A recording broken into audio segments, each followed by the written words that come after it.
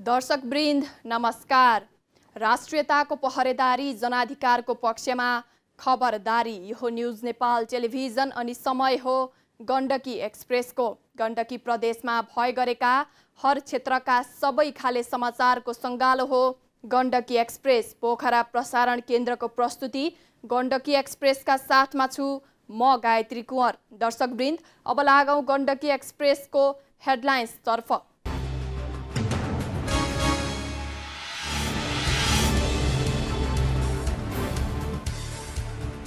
कबाडी सङ्कलन केन्द्र डेङ्गुको कारक रहेको ठहर गर्दै सहर बाहिर सार्न पोखरा महानगरले 35 दिने सूचना जारी गर्यो। अटेर गरे कारबाही गरिने। हुम्ला र मुस्ताङ बाहेक 75 जिल्लामा फैलियो डेङ्गु। गण्डकी प्रदेशमा पनि सङ्क्रमित बढ्दै नियन्त्रणतर्फ भने सम्बन्धित निकायको ध्यान अझै गएन।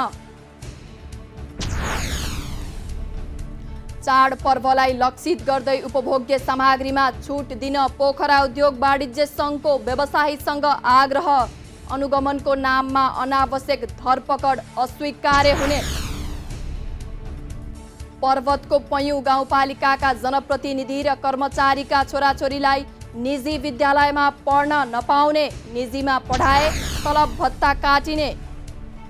र फुटबल खेलाउँदै एकाडेमी चलाउँदै पोखराको सहारा क्लब खेलको माध्यमबाट समाजका युवालाई कुलतबाट जोगाउने उद्देश्य।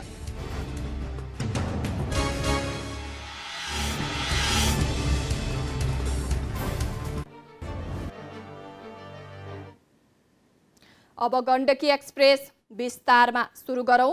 पोखरा महानगरपालिकाले कबाडी सङ्कलन केन्द्रलाई मुख्य बजार क्षेत्रबाट 500 मिटर बाहिर सर्न 35 दिने अल्टिमेटम दिएको प्रसङ्गबाट कबाडी सङ्कलन केन्द्रबाट डेङ्गु फैलन मद्दत पुगेको भन्दै पोखरा महानगरपालिकाले मुख्य बजार क्षेत्रबाट 500 मिटर बाहिर सर्न 35 दिने अल्टिमेटम दिएको छ। महानगरले शुक्रबार जारी गरेको सूचना अनुसार डेङ्गु लगायत अन्य महामारी फैलन कबाडी सङ्कलन केन्द्रहरू कारक रहेको महानगरको ठहर छ। सूचनामा यसअघि कबाडी सङ्कलन गर्ने व्यवसायी र जग्गा धनीका बीचमा जे जस्तो सम्झौता भएको भए पनि सूचना अनुसार सम्झौता संशोधन गर्न समेत महानगरले आग्रह गरेको छ।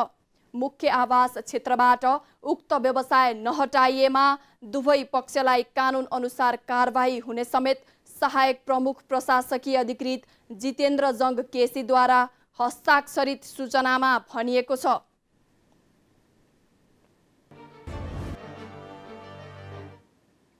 पोखरा महानगरपालिका नयाँ प्रशासनिक भवन बनाउन असक्षम भएको छ।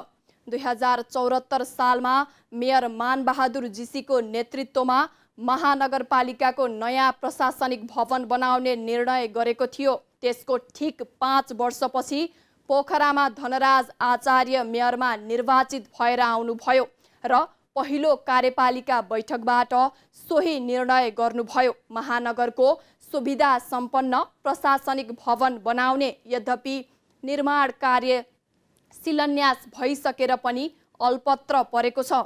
महानगरको असक्षमताको फाइदा लिँदै ठेकेदार कम्पनीले भने 1 करोड 25 लाख पेस्की सित्तैमा चलाइरहेको छ। भवन अल्पत्र परेपछि अहिले फेरि महानगरपालिकाले अर्को ठाउँमा प्रशासनिक भवन बनाउने प्रक्रिया अगाडि बढाएको छ। मेयर आचार्यले कार्यालयमा एकद्वार प्रणाली लागू गरेर चाप कम गर्ने प्रयास गरे पनि महानगरका शाखा महाशाखा भने सेवाग्राहीले सहरका विभिन्न ठाउँमा चहार्दै हिँड्नुपर्छ। भवन साँघुरो र भएका संरचना पनि भाडामा लगाएको महानगरले स्वास्थ्य भवन लगायतका केही शाखा महाशाखा अझै भाडाकै भवनबाट सेवा दिइरहेको छ।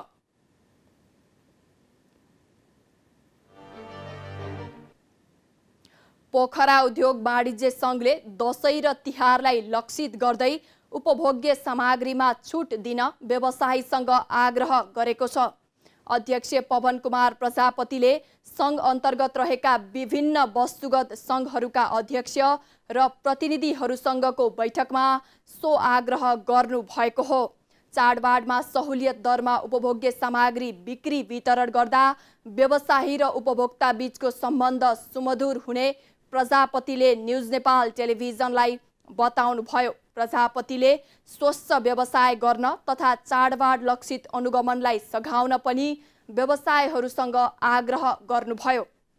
अनुगमनको नाममा हुने अनावश्यक धरपकड भने अस्वीकार्य हुने बताउनुभयो। कार्यक्रममा बोल्दै सङ्घका निवर्तमान अध्यक्ष नारायण कोइरालाले व्यवसायीहरूको सरोकार रहेको घर भाडा, न्यून बीजीकरण, बैंक ब्याज लगायतका समस्याहरूबारे सङ्घले निरन्तर पैरवी गरिरहेको जानकारी गराउनुभयो।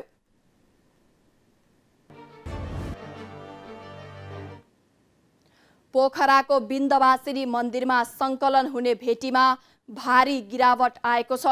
पछिल्लो समय मन्दिरमा भेटी सङ्कलन कम हुँदै गएको बिन्दवासिनी धार्मिक क्षेत्र विकास समितिका कोषाध्यक्ष इन्द्रप्रसाद अधिकारीले जानकारी दिनुभयो। आम्दानीको मुख्य स्रोत नै भेटी भएकाले कोरोनाका कारण यसमा ह्रास आएको उहाँको भनाइ थियो।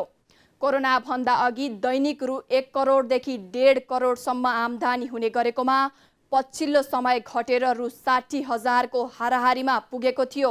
भक्तजनले चढाएको भेटीबाटै समितिले पुजारी र कर्मचारी व्यवस्थापनसँगै विभिन्न सामाजिक कार्य गर्दै आएको थियो। मन्दिरमा 10 पुजारी र व्यवस्थापनमा 45 कर्मचारी छन्। यसैबीच बिन्दवासिनी मन्दिरमा नवदुर्गा महोत्सव 2079 हुने भएको छ। समितिको आयोजनामा असोज 10 गते घटस्थापनादेखि नवमीसम्म उक्त महोत्सव आयोजना गर्न लागिएको हो। महोत्सवमा शोभायात्रा र श्रीमद् भगवत ज्ञान महायज्ञ गरिने समितिका सचिव तीर्थ श्रेष्ठले जानकारी दिनुभयो। युवा पण्डित नारायण देवकोटाले सङ्गीतमय झाँकीसहित कथा वाचन गर्नुहुने सो महोत्सवमा नवमीदेखि प्रत्येक दिन बिहान 9 देखि 12 बजेसम्म र मध्याह्नदेखि अपराह्न 4 बजेसम्म महायज्ञ हुने श्रेष्ठले बताउनुभयो।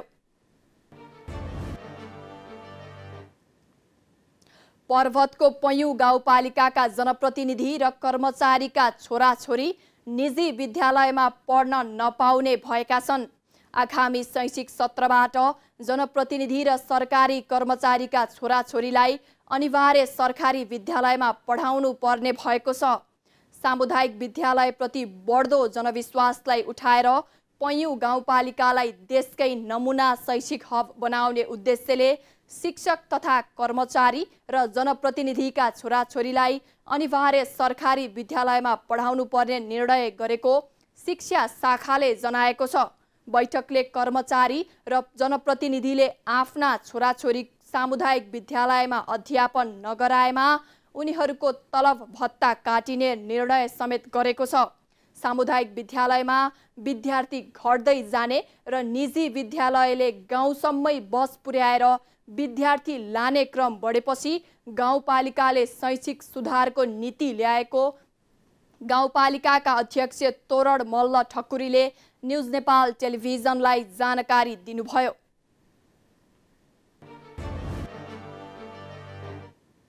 मानव बेचबिखन विरुद्ध काम गरिरहेको संस्था शक्ति समूहले बालबालिकालाई शैक्षिक सहयोग गरेको छ।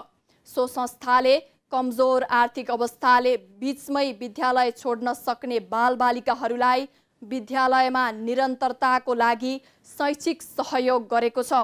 शक्ति समूह पोखरा महानगरभित्रका 5 वटा विद्यालयमा ओयुआरको आर्थिक सहयोगमा सञ्चालित परियोजना मार्फत सो सहयोग उपलब्ध गराइएको हो।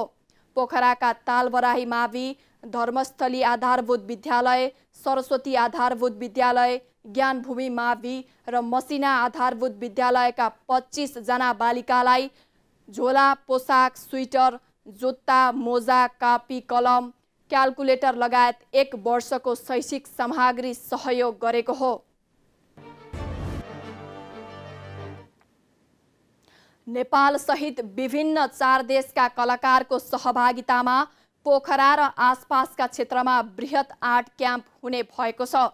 गण्डकी प्रज्ञा प्रतिष्ठान संघको सहकार्यमा आगामी असोज 1 देखि 4 गतेसम्म हुने पोखरा आर्ट क्याम्पमा नेपाल सहित भारत, बङ्गलादेश र इरानका 118 कलाकारको सहभागिता रहने आयोजक अन्तर्राष्ट्रिय जनरल समाज IWH नेपालले जनाएको छ। नेपालका 90 सहित भारतका 8, बङ्गलादेशका 17 र इरानका 6 जना कलाकारको सहभागिता रहने कार्यक्रमको सबै तयारी पुरा भएको छ। कला पर्यटन प्रवर्धन गर्दै कला मार्फत नेपालको पहिचान विश्वव्यापी पुर्याउने प्रयास थालिएको कार्यक्रम संयोजक IWS नेपालका अध्यक्ष NB गुरुङले न्युज नेपाल टेलिभिजनलाई जानकारी दिनुभयो। अहिले देशभर डेङ्गुको संक्रमण बढिरहेको छ। गण्डकी प्रदेशका विभिन्न जिल्लामा पनि संक्रमित बढ्दै गएका छन्। डेङ्गु के हो र कसरी बस्ने भन्ने बारे एक रिपोर्ट। असार यता प्रकोपको रूपमा फैलिरहेको डेङ्गु संक्रमणले भदौ अन्तिमसम्म आइपुग्दा 13 जनाको ज्यान लिएको छ। देशभर डेङ्गु संक्रमित हुनेको संख्या 12,000 नागेको छ। डेङ्गुबाट काठमाडौँ उपत्यका सबैभन्दा बढी ग्रसित छ। गण्डकी प्रदेशका विभिन्न जिल्लामा पनि संक्रमित बढेका छन्। इपिडेमियोलोजी तथा रोग नियन्त्रण महाशाखाका अनुसार हुम्ला र मुस्ताङ बाहेक 75 जिल्लामा डेङ्गु फैलिएको छ। डेङ्गु संक्रमणको लक्षण देखिएका सबै परीक्षणमा नआउने तथा परीक्षण भए पनि महाशाखासम्म ढिलो रिपोर्टिङ हुने भएकाले संक्रमितको संख्या समुदाय स्तरमा अझै धेरै हुन सक्ने महाशाखाले उल्लेख गरेको छ। डेङ्गु लामखुट्टेबाट सर्ने भाइरल संक्रमण वा रोग हो। डेङ्गु ज्वरोलाई ब्रेकबोन फिभर पनि भनिन्छ। डेङ्गु एडिस जातको पोथी लामखुट्टेको टोकाइबाट लाग्ने गर्छ। डेङ्गु लागेमा मानिसको रक्तकोष घट्न गई रोग प्रतिरोधात्मक क्षमतामा ह्रास आउँछ। फलस्वरूप मानिसहरू सिकिस्त हुने गर्छन्। तसर्थ डेङ्गु भएको शङ्का लागेमा तत्काल नजिकैको स्वास्थ्य संस्थामा सम्पर्क राख्नुपर्छ। प्लेटलेट घटेमा, बिपी कम भएमा र सिभियर डेङ्गुका लक्षण आएमा चाहिँ भर्ना हुन नजिकको स्वास्थ्य केन्द्रमा गइहाल्ने। डेङ्गु लाग्दा टाउको दुख्ने, मांसपेशी, हड्डी र जोर्नीहरूमा दुखाइ हुनु, उल्टी हुनु, वाकवाकी लाग्नु, आँखा दुख्नु, छालामा दाग देखिनु, कडा पेट दुख्नु, लगातार बान्ता हुनु, गिजा वा नाकबाट रगत बग्नु, पिसाब दिशा वा बान्तामा रगत देखिनु, सास फेर्न गाह्रो हुनु, थकित महसुस हुनु जस्ता लक्षण देखिन्छन्। 2 देखि 7 दिनमा लक्षण देखिन्छन् र WHO ले डेङ्गुलाई 2 प्रकारमा क्लासिफाई गरेको छ। एउटा dengue fever with or without warning sign र सिभियर डेङ्गु भनेर। र अब यो डेङ्गु लागेपछि मानिसमा चाहिँ 3 फेजमा चाहिँ सिम्पटमहरू देखिन सक्छन्। अब एउटा फेज भनेको फेब्राइल फेज, जसमा 2 देखि 7 दिनमा ज्वरो आउने, ज्वरो ठुलो मात्रामा आउने र बेसरी टाउको दुख्ने, आँखाको गेडीहरू दुख्ने, ढाड जोड्ने र मांसपेशीहरू दुख्ने, जसलाई ब्रेकबोन फिभर पनि भनिन्छ। र वाकवाकी, बान्ता र शरीरमा डाबरहरू, र्यासेसहरू आउने। अब यसमा देखिने र्यासेसहरू कहिलेकाहीँ रातो शरीरभरि सम्पूर्ण भाग रातो हुने र बीचमा साना साना सेता थोप्लाहरू देखिन सक्छन्। र सिभियर डेङ्गु धेरैमा चाहिँ के हुन्छ भने धेरै पेट दुख्ने, बान्ता भइराख्ने, श्वास प्रश्वास तीव्र हुने र रगत बग्ने सम्भावना हुन सक्छ। एडिज जातको लामखुट्टेले दिनको समयमा टोक्छ। त्यसमाथि बिहान र साँझको समयमा टोक्ने सम्भावना बढी भएकाले सो समयमा थप सचेत हुनुपर्छ। आफ्नो घर वरिपरि, कार्यस्थल र सार्वजनिक ठाउँहरूमा पानी जम्न दिनु हुँदैन। दिउँसोमा पनि लामखुट्टे भगाउने धूप बाल्ने र लामखुट्टेको टोकाइबाट बस्ने मलम लगाउनुपर्छ। घरको झ्याल ढोकामा लामखुट्टे नछिर्न जाली हाल्नुपर्छ। पुरै शरीर ढाक्ने लुगा लगाउनुपर्छ। लामखुट्टेले फुल पार्न सक्ने सम्भावित ठाउँहरू सफा गर्नुपर्छ। पानी जम्न नदिने, झुलभित्र सुत्ने र घरको झ्यालमा चाहिँ जाली लगाउने र लामखुट्टेको नाश गर्नुपर्छ। र लामखुट्टे भगाउनलाई कोइल, लोसन, इन्सेक्टिसाइड युज गर्न सकिन्छ। बाहिर जाँदाखेरि शरीर सम्पूर्ण ढाक्ने गरी कपडा लगाउनु पर्छ। दिन प्रतिदिन डेङ्गुका बिरामीको दर बढ्दो छ, तथापि डेङ्गुको प्रकोपलाई रोक्न सरकार र स्वास्थ्य क्षेत्रको सक्रियता पर्याप्त भने हुन सकेको छैन। अघिल्ला वर्षहरूको तथ्याङ्कलाई हेर्दा यो वर्ष डेङ्गु संक्रमण कार्तिक अन्तिमसम्म रहन सक्ने इपिडेमियोलोजी तथा रोग नियन्त्रण महाशाखाको अनुमान छ। नेत्रविक्रम चन्द नेतृत्वको नेकपा माओवादी यति बेला पोखरामा आर्थिक सहयोग जुटाउन व्यस्त छ। पार्टीको जिल्ला कमिटी कास्कीले 9औं महाधिवेशन आयोजनार्थक सहयोगको नाममा पोखराका व्यापारी व्यवसायीलाई पत्र काटेर चन्दा सङ्कलन सुरु गरेको हो। पार्टीका कास्की सेक्रेटरीको हस्ताक्षर रहेको पत्रमा व्यवसायी समक्ष अपिल गरिएको छ। सुरुमा आर्थिक सहयोग गर्न अनुरोध गरिएको पत्र थमाउने र पछि सङ्कलनार्थ टोली परिचालन गरिएको छ। अनुरोध पत्रमा रकम खुलाइएको छैन, यद्यपि लिने र दिने बीच बार्गेनिङ भने गरिएको छ। चन्दा उठाएको विषयमा प्रतिक्रिया लिँदा सेक्रेटरीले भने चन्दा उठाउने पार्टीको नीति नभएको भन्दै सहयोगका लागि अनुरोध गरेको प्रस्ट्याउनु भएको छ।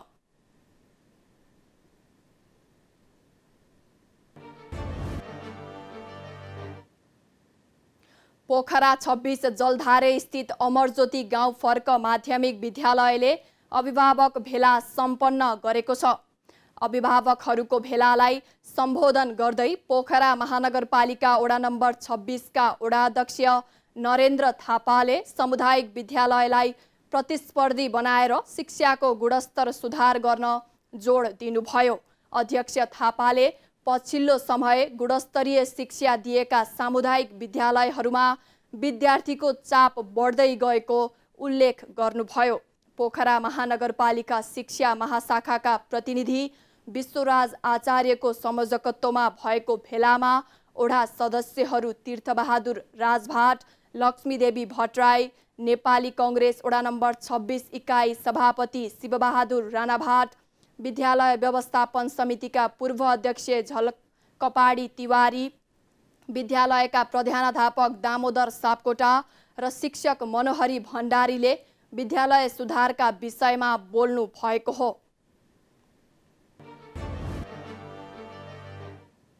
लमजुङमा माथिल्लो दोर्दी ए जलविद्युत आयोजनाको निर्माण कार्य पुरा भएको छ। लिबर्टी इनर्जी हाइड्रो पावरद्वारा दोर्दी गाउँपालिका 6 डोडेनीमा निर्माण गरिएको 25 मेगावाट क्षमताको उक्त आयोजनाको निर्माण सम्पन्न भएको हो। नेपाल विद्युत प्राधिकरणको अनुमति एवं कर्मचारी आयसँगै बिजुली उत्पादन परीक्षण सुरु गर्ने आयोजनाले जनाएको छ। आयोजनाको बिजुली उत्पादन परीक्षण सफल भएमा राष्ट्रिय प्रसारण लाइनमा छिट्टै जोडिने भएको छ।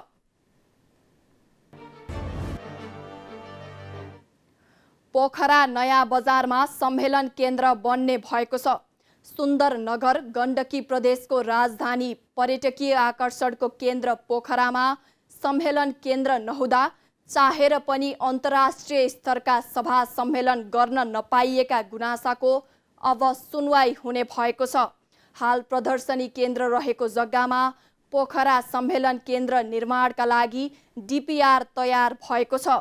सम्मेलन केन्द्रका लागि झन्डै 1 अर्ब 61 रुपैयाँ खर्च लाग्ने अनुमान गरिएको छ। सङ्घीय योजना कार्यान्वयन इकाइ कास्कीका सूचना अधिकारी एवं इन्जिनियर रामकृष्ण गिरीका अनुसार 33 रोपनी मध्ये 9 रोपनी क्षेत्रफलमा बेसमेन्ट सहितको हल बन्नेछ।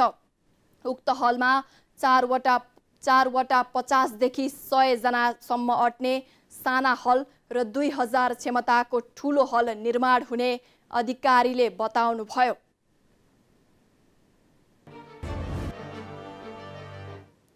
पोखरामा बाल संरक्षण तथा मानव बेचबिखन विरुद्ध अन्तर्क्रिया कार्यक्रम सम्पन्न भएको छ। बाल दिवसको अवसरमा Nepal association of tour and travel agent NATA Gandaki प्रदेशको आयोजनामा शक्ति समूह काठमाडौँको सहयोगमा अन्तर्क्रिया कार्यक्रम गरिएको हो। शक्ति समूहकी कार्यकारी निर्देशक बालकुमारी दर्लामीले समग्र विषयवस्तुमाथि प्रकाश पार्नुभयो। शक्ति समूहकी प्रोजेक्ट म्यानेजर सरला तामाङले बाल दिवसको सन्दर्भमा कार्यक्रम गरेको उल्लेख गर्नुभयो। नाटा गण्डकीका अध्यक्ष हरिराम अधिकारीको सभापतित्वमा भएको कार्यक्रममा प्रमुख अतिथि पोखरा महानगरपालिका 6 का वडाध्यक्ष विष्णुबहादुर भट्टराई, पोखराका क्रियाशील पर्यटकीय सङ्घ संस्थाका अध्यक्षहरू, पर्यटन प्रहरी प्रमुख कास्की, सामुदायिक सेवा केन्द्र अध्यक्ष बैदाम तथा नाटा गण्डकीका सदस्यहरूको उपस्थिति रहेको थियो। नाटा गण्डकीका डिभिजन वन कार्यालय तनहु बरपिपलका चौतारी संरक्षणमा जुटेको छ। बरपिपलका चौतारी पछिल्लो समय मासिँदै जान थालेको छ। बरपिपलले हानिकारक किराको नाश गरिदिने 12 मासे स्वच्छ हावापानी दिने भएकाले पर्यावरणीय दृष्टिकोणले पनि मानव जीवनमा अपरिहार्य मानिन्छ। विकासका नाममा पुर्खौली सम्पदा नाश हुँदै जान थालेपछि यसको संरक्षणमा डिभिजन वन कार्यालय तनहु जुटेको छ। चौतारी संरक्षणका लागि अभियान सुरुवातसँगै त्यसका लागि स्थानीय तहका जनप्रतिनिधि, सामुदायिक वनका उपभोक्तालाई चौतारीको वातावरणीय महत्त्वका बारेमा प्रशिक्षण समेत दिन थालिएको छ।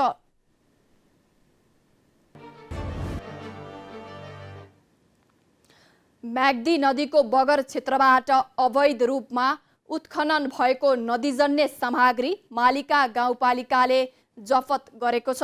गाउँपालिकाको अनुगमन टोलीले वडा नम्बर 1, 6 र 7 भएर बग्ने म्याग्दी नदीको किनारमा उत्खनन गरी भण्डारक गरेका बालुवा र ढुङ्गा लगायत नदीजन्य सामग्री जफत गरेको हो।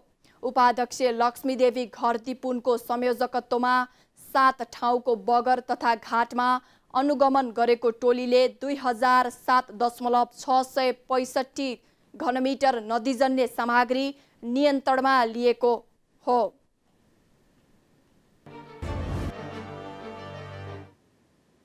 खेलको माध्यमबाट समाजका युवालाई कुलतबाट जोगाउन विक्रम सम्वत 2058 मा स्थापित क्लबले फुटबल खेलाएर नै सहारा फुटबल एकाडेमी सञ्चालन गर्दै आएको छ।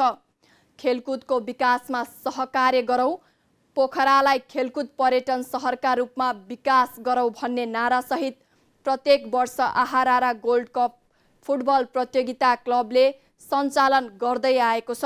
सो प्रतियोगितामा दर्शकले काटेको टिकटबाट बचेको रकम एकाडेमी सञ्चालनमा उपयोग गर्दै आएको क्लबका अध्यक्ष हरिराम गुरुङले जानकारी दिनुभयो।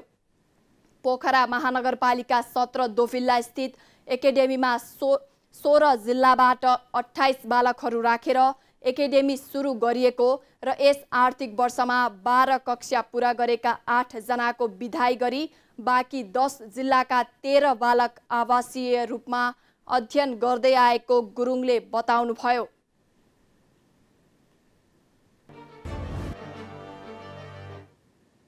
युवा तथा खेलकुद मन्त्री महेश्वरजङ गहतराज अथकले 9औं राष्ट्रिय खेलकुद प्रतियोगिता तयारीका बारेमा जानकारी लिनुभएको छ।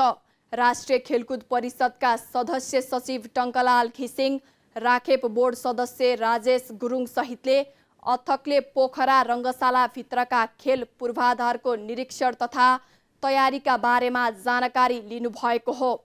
आगामी असोज 28 देखि कार्तिक 3 गतेसम्म गण्डकी प्रदेशमा आयोजना गरिएको 9औं राष्ट्रिय खेलकुदको मुख्य आयोजना स्थल पोखरा रङ्गशाला भित्र रहेका खेल पूर्वाधारका बारेमा जानकारी लिनुभयो। मन्त्री गहतराजले रङ्गशाला भित्र रहेका अन्तर्राष्ट्रिय फुटबल स्टेडियम, क्रिकेट मैदान, आर्चरी, टेनिस कोर्ट, बहुउद्देश्यीय कभर्ड हल, ब्याडमिन्टन हल लगायतका खेल पूर्वाधारको निरीक्षण गर्नुभएको हो। राष्ट्रिय खेलकुद मूल समारोह समितिका अध्यक्ष समेत रहनुभएका मन्त्री गहतराजले कार्यकारी समितिको सचिवालयको समेत निरीक्षण गर्नुभयो।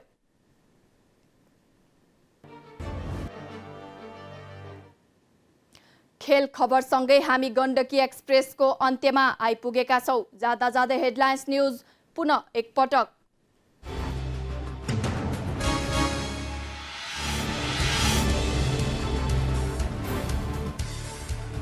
कबाडी सङ्कलन केन्द्र डेङ्गुको कारक रहेको ठहर गर्दै सहर बाहिर सार्न पोखरा महानगरले 35 दिने सूचना जारी गर्यो।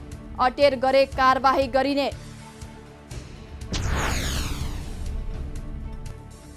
हुम्ला र मुस्ताङ बाहेक 75 जिल्लामा फैलियो डेङ्गु। गण्डकी प्रदेशमा पनि संक्रमित बढ्दै, नियन्त्रणतर्फ भने सम्बन्धित निकायको ध्यान अझै गएन।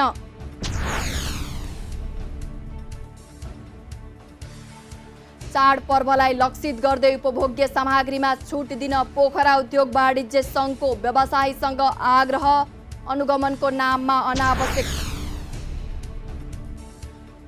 पर्वतको पैयुँ गाउँपालिकाका जनप्रतिनिधि र कर्मचारीका छोराछोरीलाई निजी विद्यालयमा पढ्न नपाउने, निजीमा पढाए तलब भत्ता काटिने। र फुटबल खेलाउँदै एकाडेमी चलाउँदै पोखराको सहारा क्लब खेलको माध्यमबाट समाजका युवालाई कुलतबाट जोगाउने उद्देश्य।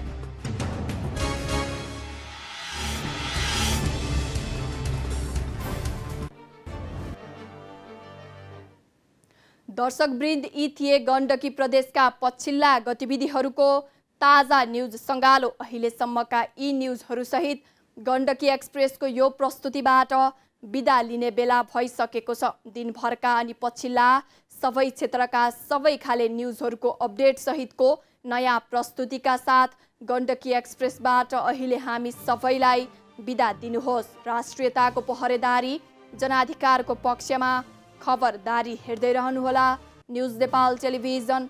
नमस्कार।